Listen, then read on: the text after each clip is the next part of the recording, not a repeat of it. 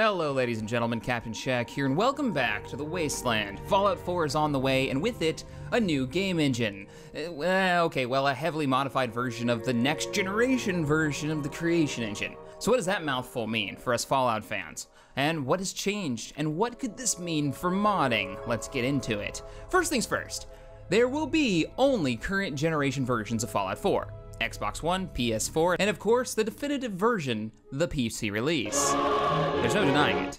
Just accept it, let it into your heart. So sure, the game is going to look great. We've seen it in action, and I'm not here to talk about graphics. For me, gameplay is what matters. And with the new engine, we're getting some much needed enhancements. First off, loading screens. In a traditional Bethesda RPG, every time you opened a door to someone's house, for the most part, you were met with a loading screen. Loading into Cyrodiil, loading into Megaton, or the Strip had you sit through a loading screen. That's because these areas were, well, new cells that were loaded separately using the door as a connection point from the main world to the new cell, meaning you could never see through the windows or look through the damaged walls into the inside of the house. Now look at the latest Witcher title. All these smaller buildings are open. You can actually see inside the rooms, through the windows, past the broken down walls. Will we see the death of these numerous loading screens for Fallout 4? Maybe. Looking closely through the footage, there's evidence that more of the world will be open. Wadsworth walking out of the building, the destruction around you, peering inside these broken husks of suburbia, you can kind of see inside them.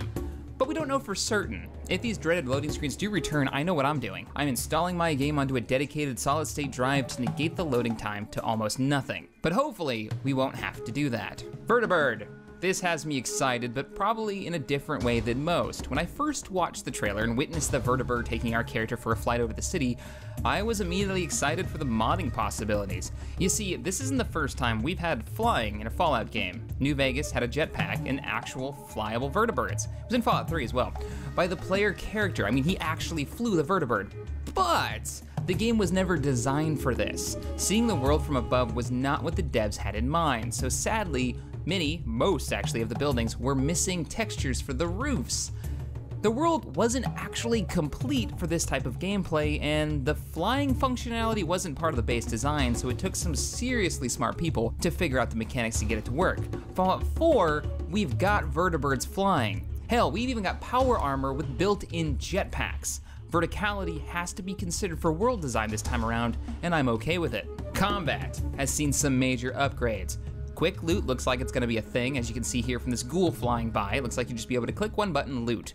Fantastic. Anything to lower my time in menus during a playthrough is a big bonus. You spend so much time in your Pip-Boy in Fallout 3 in New Vegas. The power armor revamp has really brought the feeling of power armor being like a true walking tank, minigun in hand.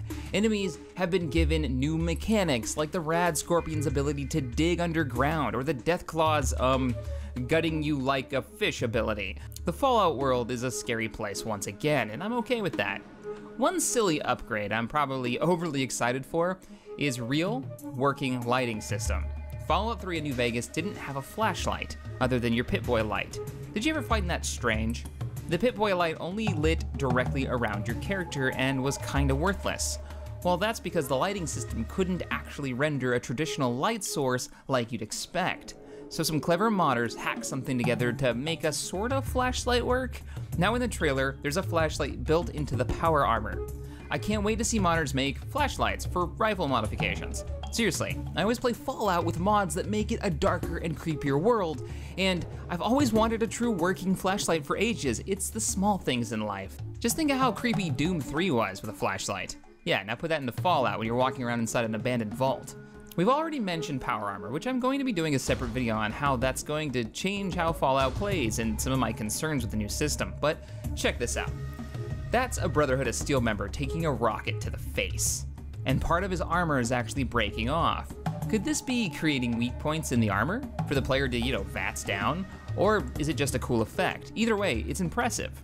The new engine won't be getting modding tools until early 2016, but even the bits of gameplay we've seen so far, I'm sure modders are drooling over themselves with possibilities. I know I am. So what's your favorite part of the new engine? Did I miss something that you found super important? Let me know. As always, thank you guys for watching, and I will see you in the next Fallout video.